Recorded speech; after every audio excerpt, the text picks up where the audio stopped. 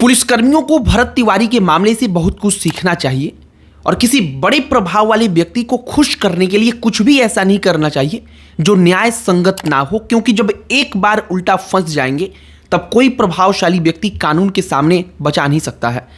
Akshay Kumar Bihar police का STF जवान है और अक्षय गिरफ्तार हो चुका है तथा इसके ऊपर हत्या का मुकदमा दर्ज किया गया है और अदालत द्वारा वारंट जारी होने के बाद गिरफ्तार किया गया है। यहाँ पर सीख लेने वाली बात यह है कि अक्षय कुमार एक सिपाही था और एक सिपाही कभी भी बिना किसी के आदेश पर या जब तक उसे ऐसा प्रतीत ना हो कि उसके पीछे कोई बड़ा व्यक्ति खड़ा है तब तक गोली चलाएगा। और अक्षय कुमार ने भरत तिवारी पर गोली चलाकर यही गलती कर दी। आगे हो सकता है कई दूसरे सिपाही और अधिकारी भी गिरफ्तार किए जाएं, लेकिन मुद्दा वही है कि कुर्बानी हमेशा सिपाही ही देता है, राजा कभी कुर्बान नहीं होता। हम पुलिसकर्मियों को लेकर अपना व्यक्तिगत अनुभव बताते हैं। मुझे कई दफ़ा ऐसा लगा है कि शरीर पर वर्दी आने के बाद सत्ता में प्रभाव रखने वाले व्यक्ति या फिर अपने से बड़े अधिकारी को कोई भी पुलिसकर्मी अपना सब कुछ मान लेता है और उनको खुश करने के लिए या उनके आदेश का पालन करने के लिए कुछ भी कर सकता है। उसे लगता है कि उनके रहते उसका कुछ नहीं हो सकता। लेकिन सिपाही अक्षय कुमार आपके लिए एक उदाहरण बनकर खड़ा है। सारी कहानी आपको बताएंगे, सब पर एक एक करके चर्चा करेंगे, लेकिन आगे बातचीत करने से पहले हमारा नमस्कार स्वीकार करिए। हमारा नाम मोहित कुमार सिंह है। सबसे पहले सिपाही अक्षय कुमार पर जो भरत तिवारी के घर वालों ने आरोप लगाया था उसे सुनिए। भरत तिवारी की भाभी एक कहानी सुनाती है। वह कहानी बताते हुए कहती हैं कि जब फेसबुक लाइव खत्म हो गया था तब मेरे देवर के कंधे पर हाथ रखकर तत्कालीन एसडीपीओ ने उनकी मांगों को लेकर झूठा आश्वासन दिया था और एसटीएफ का सिपाही अक्षय कुमार वहां से कुछ दूरी पर खड़ा था। वह कुछ दूर था लेकिन दौड़ता हुआ आया और उस भरत तिवारी को सबसे पहले गाली दिया और इसके बाद अपनी पिस्तौल निकालकर उसे गोली मार दी और पहली गोली सिपाही अक्षय कुमार ने ही मारी। इसके बाद आरोप लगाया जाता है कि एसडीपीओ राजेश शर्मा ने दूसरी गोली मारी और यह सब कुछ तब हो रहा था जब भरत तिवारी के पास अब कोई हथियार नहीं था। उसने फेसबुक लाइव में अपना हथियार फेंक दिया था। यह सबको दिखा था, पूरी दुनिया को दिखा था और इसके बाद पुलिस को अपनी गिरफ्तारी खुद दे रहा था। अब यहां तक की कहानी आप समझ चुके होंगे, लेकिन भरत तिवारी का जब मेडिकल परीक्षण किया गया तब मालूम चला था कि उसके शरीर से 2 से ज्यादा गोली मिले हैं, गोलियों के निशान हैं। और इसको लेकर परिवार का कहना है कि जब वो गाड़ी से लेकर जा रहे थे, मतलब पुलिस वाले गाड़ी में लेकर जाने लगे, तब गाड़ी के अंदर या रास्ते में कहीं रोककर 2 और गोली मारी गई तथा इन आरोपों के बाद से मामला इतना गर्म हो चुका था कि किसी ना किसी के ऊपर कार्रवाई होनी ही थी।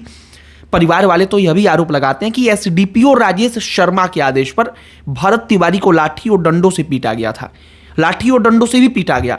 और सबसे महत्वपूर्ण बात यह है कि जब अस्पताल लेकर पुलिस जा रही थी तब रास्ते में इस बात का ख्याल रखा गया कि तब तक इसे अस्पताल लेकर ना जाया जाए जब तक यह कंफर्म ना हो जाए कि भरत तिवारी को बचाया नहीं जा सकता है।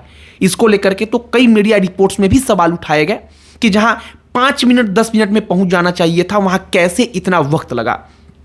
इस गिरफ्तारी के संबंध में बताया गया कि अक्षय कुमार को पुलिस की तरफ से गवाही देने के लिए समन भेजा गया था और अदालत के अंदर बार बार वह अनुपस्थित रह रहा था तथा इसके कारण अदालत की तरफ से वारंट जारी कर दिया गया और फिर अक्षय कुमार को गिरफ्तार कर लिया गया है। मैंने दैनिक भास्कर का एक रिपोर्ट पढ़ा जिसमें वह किसी वकील के हवाले से लिखता है कि रेयर ऑफ द रेयरेस्ट मामला अदालत के अंदर बन सकता है और ऐसे मामले में एसटीएफ का सिपाही अक्षय कुमार जो है उसे उम्र कैद की सजा हो सकती है। इससे भी आगे बढ़कर वकील भारत के कानून की सबसे बड़ी सजा जो होती है उसे लागू करने का डिमांड भी कर सकते हैं। अब रेयर ऑफ द रेयरेस्ट मामला क्या होता है इसे भी जरा समझिए। जो मामला दुनिया में बेहद कम हुए हो या फिर ना हुए हो और यह रेयर ऑफ द रेयरेस्ट का मामला बन जाता है। ऐसा इसलिए होता है क्योंकि ऐसा बहुत कम होता है कि ऐसे डिजिटल प्रूफ मौजूद हो और सब कुछ दिख रहा हो, लेकिन इसके बावजूद पुलिस की तरफ से इतनी बड़ी गलती की गई हो और जो आरोप है वो आरोप एकदम बड़ा है। यानी कि ये गोली मारी गई, दूसरी गोली फिर गाड़ी रोककर मारी गई, लाठी डंडों से पीटा गया, इसलिए ये रेयर ऑफ द रेयरेस्ट का मामला बन सकता है। इस मामले में 6 लोगों का पिस्टल जब्त किया गया है और इन तमाम लोगों के ऊपर जांच चल रही है और ऐसा नहीं है कि अक्षय इकलौता है जो इस मामले में दोषी है, बल्कि कई अन्य लोग भी दोषी हैं। और यह मानकर चलिए कि अगर अक्षय अदालत की तरफ से दोषी मान लिया जाता है तब कई अन्य लोग भी इस मामले में अंदर आएंगे।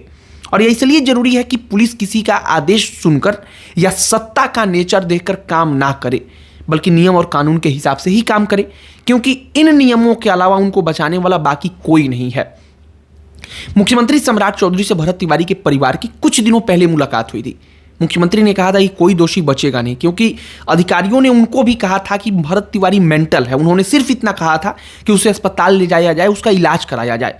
लेकिन इसके बाद सम्राट चौधरी को यह बात मालूम चला कि पुलिस ने गोली मार दी है, जबकि सम्राट चौधरी को यह भी बताया गया था, सम्राट चौधरी ने खुद आकर के एक मंच से भाषण देते हुए यह कहा था कि भरत तिवारी को पकड़ा जा चुका है, अस्पताल लेकर हम लोग जा रहे हैं, मतलब कि उसे गिरफ्तार किया जा चुका है। तो फिर गोली मार दी गई। अब सम्राट चौधरी से परिवार के मुलाकात का यह असर है या फिर नियमित सुनवाई चल रही थी? अदालत ने देखा होगा कि अक्षय बार बार अनुपस्थित हो रहा है, और इसके बाद से जो ये पूरा का पूरा क्राइम पुलिस की तरफ से किया गया था, ये कितना गंभीर है, इस बात को देखते हुए वारंट जारी किया गया होगा, और इसके बाद से अक्षय को गिरफ्तार कर लिया गया है। मतलब वारंट पर ही अक्षय गिरफ्तार हुआ है, लेकिन हो सकता है कि यह सम्राट चौधरी मुख्यमंत्री हैं, इनके दबाव का भी असर हो। फिलहाल इस मामले ने एक बात एकदम कंफर्म कर दिया है कि आज के डिजिटल वर्ल्ड में अगर प्रूफ पुलिस के खिलाफ है तो पुलिस वालों को भी सिस्टम बचा नहीं सकता है, बेहद मुश्किल हो जाता है।